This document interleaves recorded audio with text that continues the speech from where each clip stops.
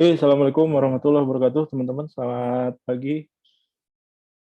Waalaikumsalam. Waalaikumsalam warahmatullahi wabarakatuh. Pagi, Pak. Oke, ini pertemuan kita yang terakhir sebelum UTS ya. UTS-nya bukan kemungkinan besar. UTS-nya tanggal 22 ya. 2 minggu lagi. Kita tanggalan dulu.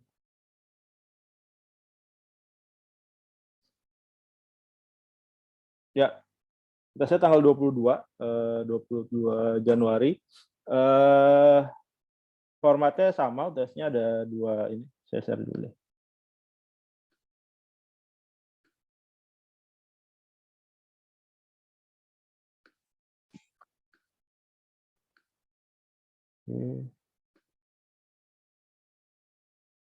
Bukan UTS, sorry, UAS ya. UAS-nya sama seperti UTS kemarin, jadi ada dua version ya. Yang main-nya itu adalah UAS pilihan ganda. Itu jumlah soalnya 25 menit.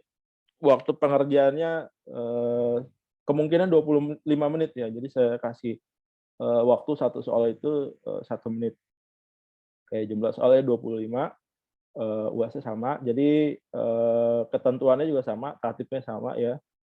Teman-teman harus sudah bisa mengaktifkan JavaScript enabled dari browser di laptop atau di handphone-nya. Kemudian buat teman-teman yang udah biasa kuis menggunakan perangkat yang sama, harusnya nggak ada masalah karena modelnya sama seperti kita mengerjakan kuis ya. Kemudian soalnya pilihan ganda. Nah, ini dibukanya 24 jam, teman-teman. Jadi kalau saya buka hari Sabtu jam 9.30, berarti ada record belum? Ada ya. Kalau saya buka hari Sabtu jam 9.30, maka periode waktu pengerjaannya endingnya hari Minggu jam 9.30. Waktu pengerjaannya 25 menit. Jadi kuisnya dibuka selama 24 jam. Jadi teman-teman boleh akses di jam 9:30 atau di range itulah antara hari Sabtu jam 9:30 pagi atau sampai hari Minggu jam 9:30 pagi. Endingnya hari Minggu jam 9:30 pagi. Kemudian pastikan teman-teman saat mengerjakan UAS nanti usahakan sinyalnya nggak ada masalah ya teman-teman, karena cuma bisa 1 kali attempt. Sama seperti pengerjaan kuis, saya sudah mulai biasakan untuk mengerjakan 1 kali attempt. 1 kali attempt itu 1 kali buka. Jadi kalau teman-teman udah buka sekali, kemudian Anda close, ya udah Anda nggak bisa buka lagi. Itu problemnya. Jadi teman-teman harus pastikan saat Anda mau memulai mengerjakan UAS pilihan ganda itu connection Anda stabil, kemudian nggak ada gangguan apapun dari eksternal gitu ya. Anda udah nyaman untuk mengerjakan dan start mengerjakan gitu ya. Nanti Anda mengerjakan dalam waktu 25 menit. Kemudian once misalkan di tengah jalan ada accident, kemungkinan internet connection Anda putus ya, internet connection Anda bermasalah, saran saya nanti di back aja, jangan di refresh gitu ya. Di back aja, jangan di refresh. Cuma kalau misalkan ternyata di back juga nggak bisa, maka sistemnya e-learning akan auto submit. Jadi teman-teman kalau misalkan udah ngerjain 15, ternyata internet putus, kemudian di back nggak bisa gitu ya, maka yang terjadi adalah 15 soalnya itu yang akan masuk ke servernya e-learning. Bagaimana sisanya? Sisanya udah nggak bisa dikerjain. Jadi makanya saya saya wanti-wanti teman-teman untuk memastikan internet connection Anda tidak ada permasalahan. Kemudian berikutnya, oke, buat teman-teman yang kelewat mengerjakan UTS pilihan ganda ya, saya nggak bisa berbuat banyak nih, karena ini utamanya. Jadi saya udah warning dari 2 minggu sebelumnya, silakan sediakan waktu di tanggal 22 dan 23 untuk mengerjakan UTS pilihan ganda. Harusnya walaupun Anda tugas on duty dimanapun gitu ya, harusnya bisa mengerjakan. Karena range pengerjaannya ada 24 jam. Jadi nggak ada masalah harusnya gitu ya. Kemudian yang kedua adalah UAS esai. UAS esai sama seperti ini tatipnya ya, sama seperti UTS. Soalnya sekitar 10 soal gitu ya. Kerjakan sendiri-sendiri.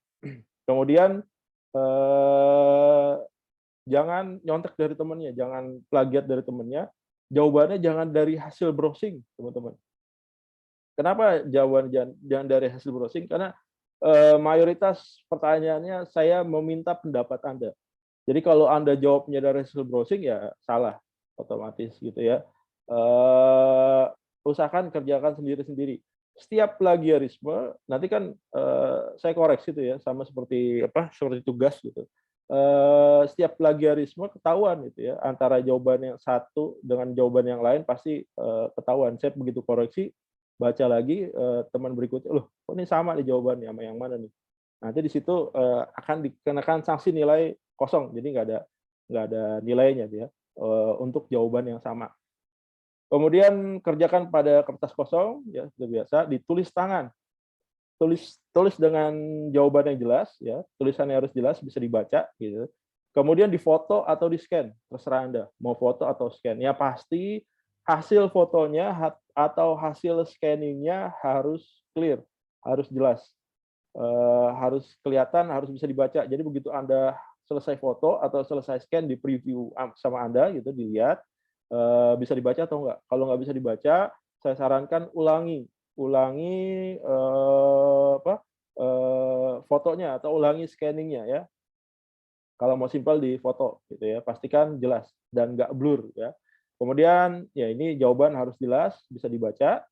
Kemudian di luar ketentuan 5 poin ini, maka jawaban Anda nggak bisa dinilai. Misalkan Anda mengumpulkan dalam bentuk diketik ya, pakai Word gitu jawabannya dikirim ke saya nggak akan nilai.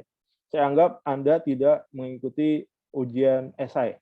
Ujian esai ini dibuka cuma 12 jam, teman-teman. 12 jam itu kalau saya buka Sabtu pagi ini jam 9.30, maka selesainya nanti malam. Nanti malam jam 21.30 endingnya. Di luar dari itu maka teman-teman tidak dianggap mengumpulkan ujian esainya. Dan ujian esai ini sifatnya adalah membantu nilai dari ujian pilihan ganda. Kalau pilihan ganda Anda jelek, maka ada edit point di sini. Jadi kalau Anda nggak ngerjain juga nggak ada masalah gitu ya, selama Anda mengerjakan UAS pilihan gandanya. Cuma kalau Anda nggak ngerjain sayang ya, karena di sini ada tambahan poin ya. Belum tentu Anda di sini dapat nilai 100 gitu. Boleh jadi di sini nilainya jelek gitu, karena Anda mengerjakan ujian esai maka akan ada tambahan poin di ujian pilihan gandanya. Seperti itu teman-teman. Sampai sini ada pertanyaan nggak untuk mekanisme ujian? Silakan kalau ada yang mau bertanya.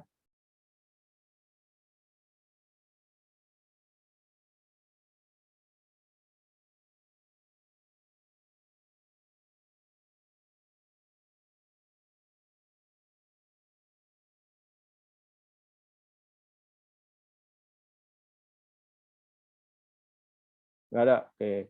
Kalau nggak ada, saya lanjutkan ya. Nah, materinya apa? Materi ujiannya adalah materi setelah UTS. Berarti dari chapter ke-9 ya. Nah, ini. Chapter ke-9 kita bicara perihal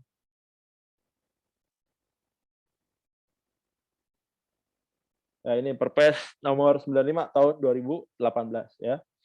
Nah, ini silakan Anda pelajari latar belakangnya apa, kenapa dimunculkan Perpres nomor 95 tahun 2018 gitu ya. Kemudian ini permasalahan-permasalahannya ya. Tujuannya apa gitu ya.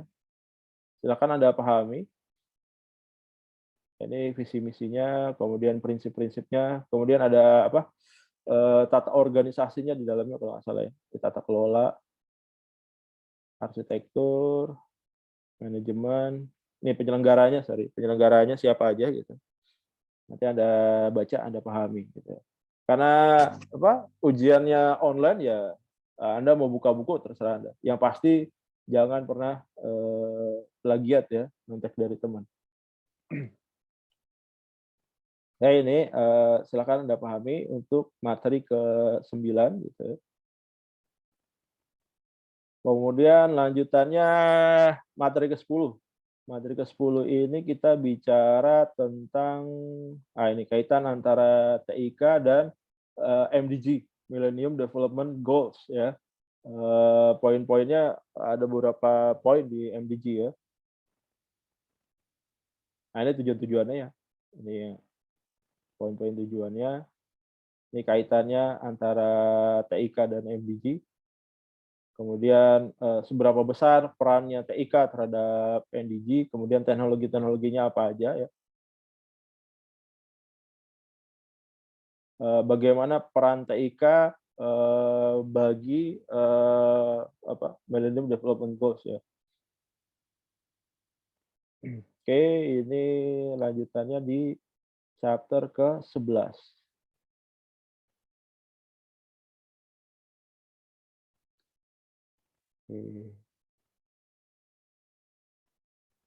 Ini chapter ke-11 penerapan TIK dalam pembangunan. Ya, Anda harus paham mana yang disebut intervensi langsung, mana yang disebut dengan intervensi tidak langsung. Berikut dengan contoh-contohnya. Contoh-contoh intervensi langsung apa? Contoh-contoh intervensi tidak langsung apa gitu ya. Saya udah pernah bahas gitu ya. Ini tujuan dari MDG yang sebelumnya nih. Oke.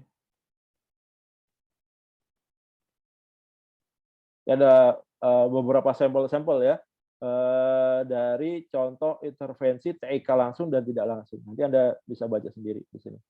Ya, saya sudah pernah menjelaskan ini di pertemuan ke-11.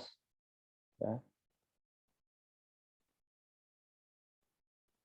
Dikaitkan dengan dengan tujuan dari MDG ini. Oke, ini pertemuan ke-11, lanjut pertemuan ke-12.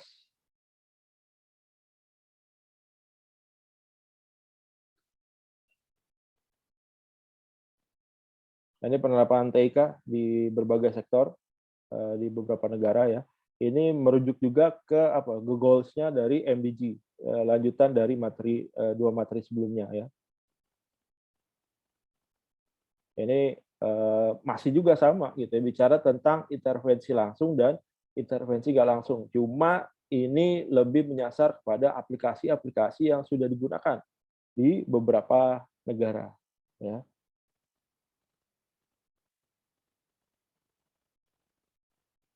Ini Anda juga tinggal baca ya, udah ada sampel-sampelnya, saya udah menjelaskan juga sebelumnya.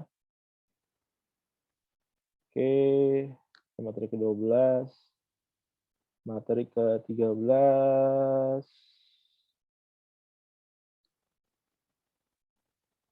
Oke, ini faktor kunci penggunaan TIK dalam pembangunan. Ini penjelasan-penjelasan nih, konvergensi yang kita gunain saat ini ya. Metode belajar online ini kan konvergensi ya. Perpaduan apa? Perpaduan antara picture, audio, kemudian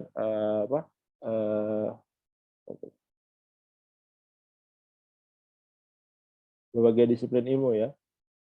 Ini juga bisa dalam lingkup pemerintahan gitu, mencakup beberapa sektor ya, dari pemerintah, swasta, dan juga masyarakat, LSM gitu ya. Kalau di teknologi tadi, aplikasi Zoom seperti inilah. Ini dalam memilih teknologi, baiknya seperti apa, memilih vendor kayak gimana gitu ya. Ini pertemuan ke-13 ya. Berikutnya pertemuan ke-14 yang bahasan yang kemarin.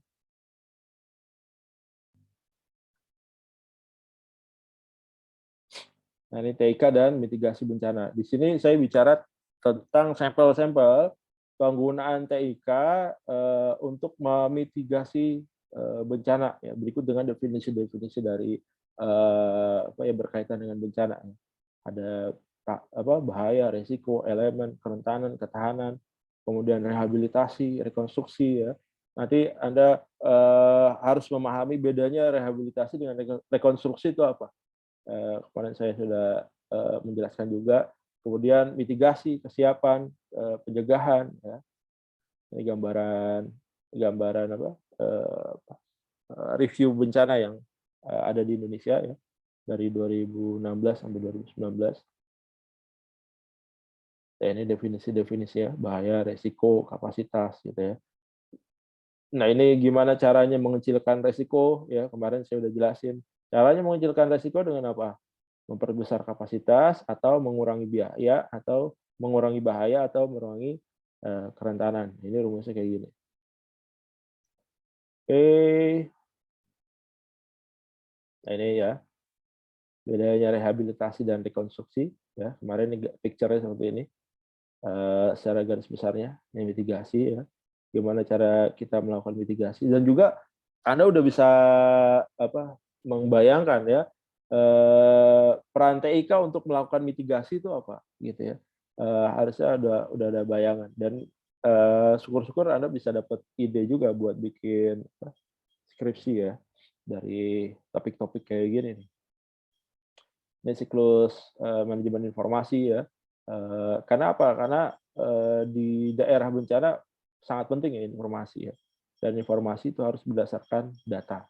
Kalau ada informasi nggak ada datanya berarti itu yang dibilang hoax, teman-teman ya, hoax. Kalau informasinya fail, salah, itu bukan cuma hoax tapi apa? Fitnah. Jadi hoax itu bisa jadi informasi benar atau informasinya salah. Hanya saja dia nggak punya datanya itu hoax ya. Oke, ini yang membutuhkan informasi siapa aja. Nah, ini sampel yang Project 4636 ya di daerah bencana bisa diaplikasikan juga di Indonesia ya di beberapa tempat ya apa yang rawan bencana. Untuk apa? Untuk memetakan kan, untuk memetakan wilayah kemarin. Jadi memudahkan siapa Badan Penanggulangan Bencana untuk melakukan langkah-langkah terukur ya. Nah, ini aplikasi yang di luar dan ini juga udah diterapin di Indonesia ya. Penggunaan sosial media untuk warning alert. Kalau mau lebih masif lagi gitu boleh jadi seperti Anda kalau misalkan datang di suatu wilayah atau Anda masuk ke mall lah katakan. Begitu Anda masuk ke mall, masuk ke lobby, coba aja cek handphone Anda. Kadang suka ada SMS promo es krim gitu ya, promo makan di resto di lantai berapa gitu ya. Bagaimana si provider tahu kalau misalkan Anda di sana kan apa? Karena Anda masuk ke jaringan di situ gitu ya.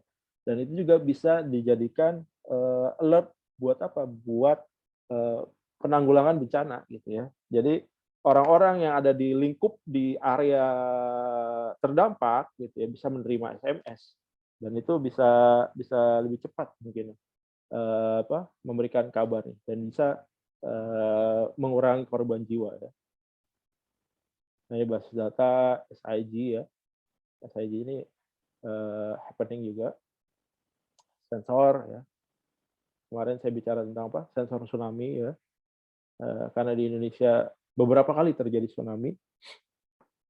Gempa juga terjadi ya. Ini perantai telepon genggam.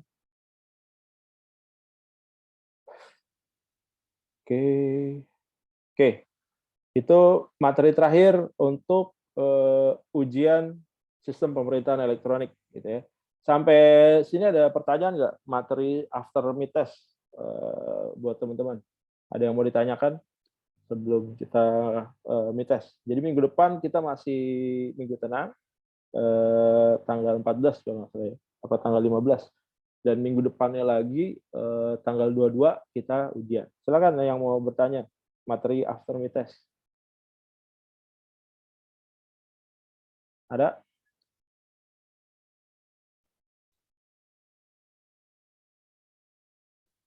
Ada yang mau ditanyakan?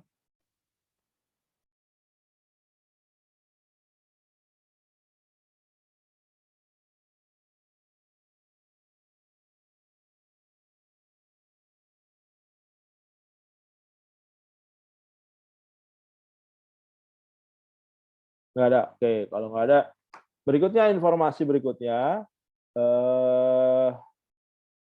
Oke, sama seperti warning-warning saya di awal perkuliahan sebelum-sebelumnya gitu ya. Teman-teman yang belum mengerjakan tugas, kalau kuis udah close ya, Anda udah nggak bisa mengakses, dan saya tidak memberikan permission untuk Anda untuk mengerjakan kuis susulan gitu ya. Saya anggap Anda kalau Anda nggak mengerjakan kuis, ya udah Anda memang nilainya kosong. Oke. Berikutnya adalah tugas, teman-teman ya. Kalau saya lihat, perkuliahan sistem pemerintahan elektronik ini, partisipatifnya dari teman-teman ini, nggak begitu besar ya, teman-teman ya. Eee, saya lihat dari pengerjaan kuis dan pengerjaan tugas ya. Jadi kalau dari sini aja nih ada 12 orang ya, yang belum mengerjakan, ini 3 ungraded, udah ngumpulin tapi memang sengaja saya belum nilai dulu ya. Kemudian di pertemuan, kedua ini ada sekitar 16 ya, 7 masih ungraded. Yang nomor 3 minggu ketiga cuma ada 44 yang attempt, berarti ada 16 orang yang belum attempt. Kemudian di sini juga ada 16 orang. Konsisten ya 16 orang. Oh ini tambah banyak lagi 24 ya, 24 orang. 20 orang. Minggu ke-7 ada 28 orang. Maaf Pak, tapi Ya, nilainya belum keluar ya Pak ya? nilai apa tuh? Nilai kuisnya Pak. Nilai kuis yang mana? Yang dari setelah UTS Pak. Ya, memang setelah UTS saya nggak ngeluarin nilai kuis, jadi begitu Anda submit itu Anda nggak ngeliat nilai UTS-nya. Nilai kuisnya, sorry. Nanti nilai kuisnya di akhir saya munculin di nilai akhir. Anda bisa lihat nilainya. Memang setelah UTS saya buat banyak yang saya rombak, gitu ya, mulai dari cuma 1 kali attempt kuisnya, kemudian nilainya nggak saya munculin gitu ya. Kemudian nih ada sekitar 22, pertemuan 10 ada 20 orang, ya. Pertemuan 11 ada 25, ke-12 ada 24. Nah ini udah mulai kelihatan nih, ada 29 ya. Pertemuan ke-14 ada 25. Nah, kalau saya rata-ratain nih, kemungkinan mahasiswa yang nggak lulus di sistem pemerintahan elektronik mungkin ada sekitar 20 orang. Karena apa? Karena nggak ngerjain tugas, dan kemungkinan juga orang-orang ini, 24 orang ini nggak ngerjain kuis, teman-teman ya. Kalau kalau kalau begitu kejadiannya ya diserahkan kepada Anda. Untuk kuis itu udah nggak bisa saya open lagi. Kemudian untuk tugas saya masih kasih kesempatan nih buat teman-teman yang belum mengerjain tugas dari week 1 sampai week ke-14, silakan disubmit. Syaratnya Anda jangan melakukan plagiarisme. Jadi tugas temannya di-copy diganti namanya doang. Itu ketahuan sama saya. Langsung saya kasih kosong berikut dengan tugas temannya yang sama. Saya nggak tahu siapa yang ngopi gitu ya. Misalkan Anda baru mau ngerjain, ngambil dari temannya, ternyata saya baca, ini udah ada yang nulis nih, tugas ini nih. Maka yang saya kasih nilai kosong bukan cuma Anda yang baru ngumpulin, tapi temannya juga yang sama. Dua-duanya saya kasih nilai kosong gitu. Jadi saran saya Anda jangan copy paste temannya. Baiknya Anda ngerjain sendiri. Dan buat teman-teman yang udah ngumpulin, udah ada nilainya gitu, jangan dikasih jawabannya ke teman Anda. Sama aja Anda merelakan nilai Anda jadi kosong. Jadi saya kasih kesempatan untuk mengerjakan tugasnya dari week 1 sampai week ke-14. Tapi saya juga nggak begitu janji nilai Anda akan improve gitu ya. Pasti ada penaltinya dari telatnya pengumpulan yang Anda lakukan. Ya, nggak fair juga kalau misalkan Anda baru ngumpulin, ternyata nilainya sama dengan teman-teman yang udah ngumpulin jauh-jauh hari gitu ya. Kemudian kalau memang Anda minusnya hanya di tugas, boleh jadi itu akan membantu nilai akhir Anda. Mudah-mudahan bisa membuat Anda jadi lulus walaupun nilainya nanti nggak maksimal. Tapi kalau misalkan Anda ternyata nggak ngerjain kuis dan nggak ngerjain tugas, ya udah saya nggak berani janji apa-apa buat teman-teman. Tapi usahakan semaksimal mungkin kesempatan yang saya berikan untuk mengerjakan tugasnya dari week 1 sampai week ke-14. Itu teman-teman. Tapi kalau untuk kuisnya nggak bisa gitu ya. Oke, ada yang mau ditanyakan sampai saat ini?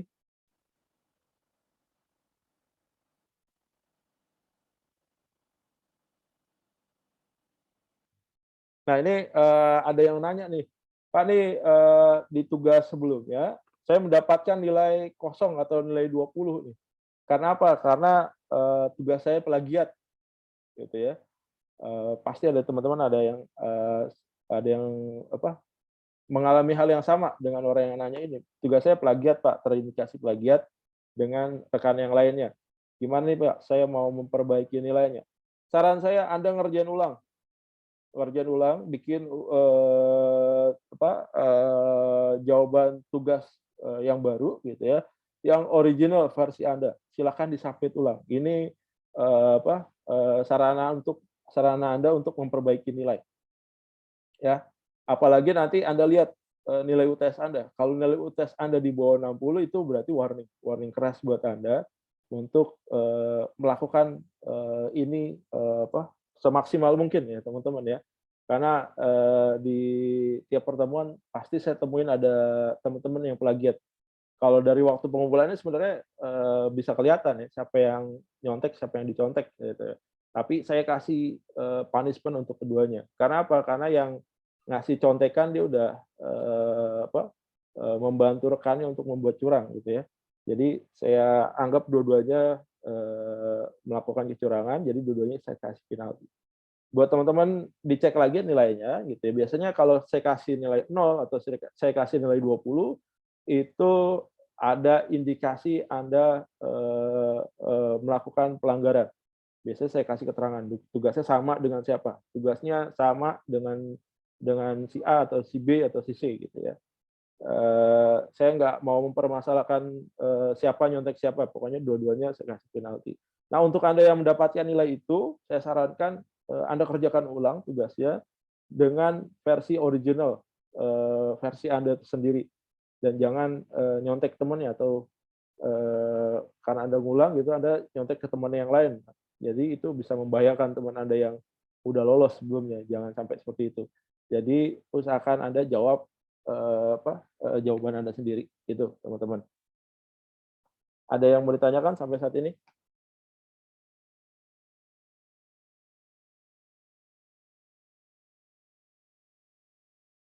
Ada yang mau ditanyakan?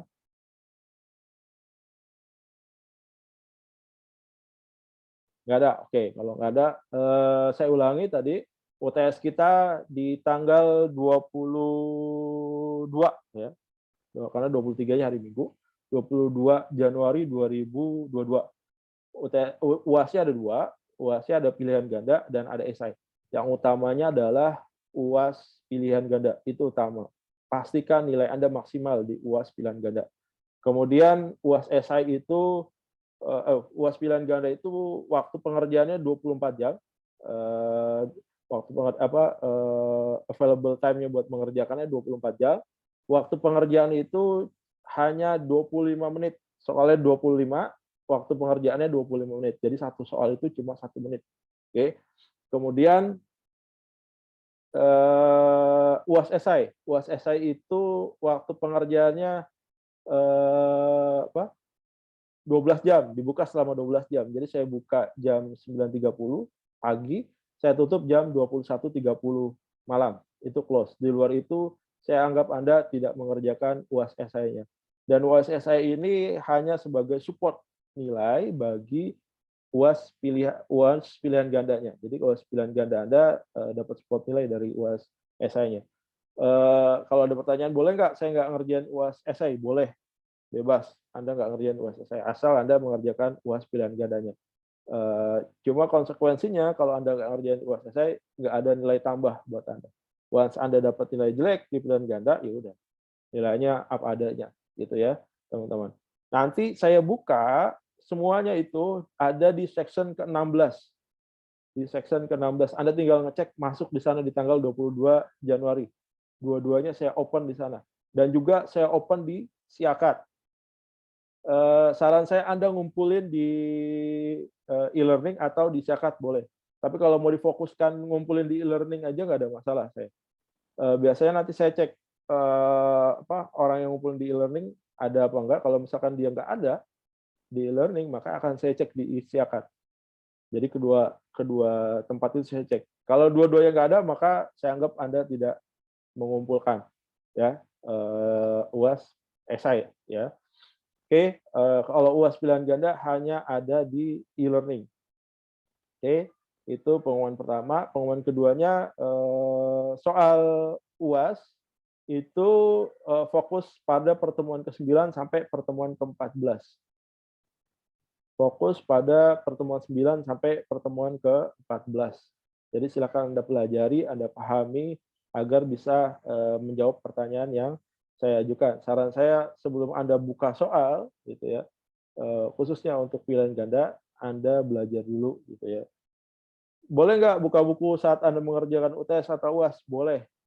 Yang nggak dibolehkan adalah Anda nyontek sama temennya atau melakukan plagiat, terutama di UAS esai.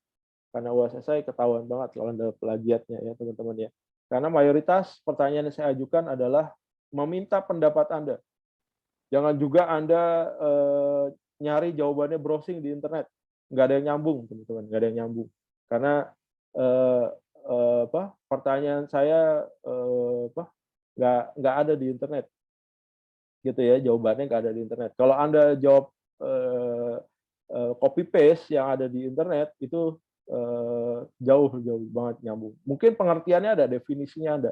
Tapi kalau Anda copy itu definisinya ke jawaban itu nggak nyambung teman-teman. Karena saya minta pendapat Anda, gitu ya. Itu yang berikutnya. Yang berikutnya yang ketiga adalah buat teman-teman yang belum mengerjakan tugas dari week 1 sampai week 14, saya sarankan Anda mengerjakan submit waktunya sebelum pelaksanaan UAS. Submit waktunya sebelum jangan sebelum pelaksanaan UAS. Sebelum tanggal 20, sorry. Karena biasanya Inaba sebelum tanggal 20 diminta nilai. Jadi saya nilai akhir untuk tugas-tugas yang belum mengumpulkan itu sebelum tanggal 20 ya. Jadi terakhir itu tanggal 19. Tanggal 20 itu udah saya udah close. Berarti saya nganggap Anda udah nggak mengumpulkan. Kalau sampai detik itu nggak mengumpulkan ya udah. Oke, tugasnya silakan dikumpulkan yang belum mengerjakan dari week 1 sampai week 14 itu dikerjakan dan dikumpulkan sebelum tanggal 20. Paling telat tanggal 19. Karena tanggal 20 itu udah direkap sama Inaba ya. Kemudian yang keempat, buat teman-teman yang kena punishment plagiarisme, baik itu Anda, pokoknya jawabannya sama antara Anda dengan teman Anda. Saya nggak tahu siapa yang nyontek, siapa yang dicontek. Pokoknya dua-duanya dapat punishment. Saya sarankan Anda untuk mengerjakan ulang dengan versi Anda. Pastikan original, jangan nyontek ke teman yang lain ya, nanti nyusahin teman yang lain ya. Karena kalau Anda nyontek ke teman yang lainnya, saya anggap Anda dapat nilai kosong dan teman yang memberikan contekan dapat nilai kosong juga. Jadi tambah banyak korbannya gitu ya. Jadi jangan mengorbankan teman Anda. Dan buat teman-teman yang sudah lolos dari plagiarisme, keep baik-baik tugas Anda. Jangan sampai tugas Anda jatuh ke teman Anda. Karena kalau itu jatuh ke teman Anda, resikonya kemudian dia kumpulkan dengan diganti namanya aja gitu, ganti nama dengan namanya dia, maka punishment-nya resikonya di Anda juga. Jadi kalau ketahuan teman Anda dapat 0 dan Anda dapat 0 juga. Gitu. Jadi jangan sampai itu terjadi. Jadi itu saya sarankan seperti itu. Terutama buat teman-teman yang UTS-nya nilainya 60 ke bawah. 60 kemudian 59 sampai 0 ya. UTS-nya nilainya segitu. Karena potensi nggak lulusnya itu besar di nilai itu. Saya sudah melakukan indexing gitu. Jadi yang di bawah 60 itu kebanyakan rata-rata adalah orang-orang yang tidak mengumpulkan tugas dan tidak mengerjakan kuis. Kebanyakan dia nilainya di bawah 60. Dan kalau itu terjadi, kemudian di final test Anda tidak memperbaikinya, resiko ditanggung Anda sendiri. Once misalkan Anda semester ini mau skripsi, kemudian Anda gagal gara-gara kuliah saya Anda dapat D atau dapat E, resiko ditanggung Anda sendiri. Saya tidak bertanggung jawab karena di semester sebelumnya ada mahasiswa yang lain gitu ya, di mata kuliah saya yang lain, modelnya sama, nggak ngerjain tugas, nggak ngerjain kuis, hanya partisipasi saat ujian aja. Di kuliah saya nggak bisa, teman-teman. Itu udah dipastikan nggak lulus, fail. Kemarin sampai minta dilulusin. Karena apa? Karena skripsinya udah jadi. Itu bukan tanggung jawab saya gitu ya. Jadi saya hanya wewenang saya hanya di kuliah ini. Kalau Anda lulus silakan, kalau nggak ada lulus juga nggak ada masalah buat saya. Jadi saya nggak untung atau nggak rugi kalau Anda lulus atau nggak lulus gitu ya, teman-teman. Jadi jangan sampai itu terjadi. Jadi saya udah ngingetin berkali-kali di tiap kuliah juga saya ingetin juga. Jadi saya tidak akan bertanggung jawab kalau misalkan Anda jadi gagal ikut ujian skripsi atau ujian seminar. Seperti itu teman-teman. Ada yang mau didiskusikan? Nggak ada? Cukup ya berarti ya? Nggak ada lagi yang mau didiskusikan? Oke, kalau nggak ada lagi yang didiskusikan, terima kasih teman-teman. Persiapkan ujian Anda nanti di tanggal 22 Januari 2022. Oke, terima kasih atas perhatian dan kerjasamanya. Selamat pagi. Assalamualaikum warahmatullahi wabarakatuh. Waalaikumsalam. Waalaikumsalam warahmatullahi wabarakatuh. Terima kasih, Pak. Ya, sama-sama.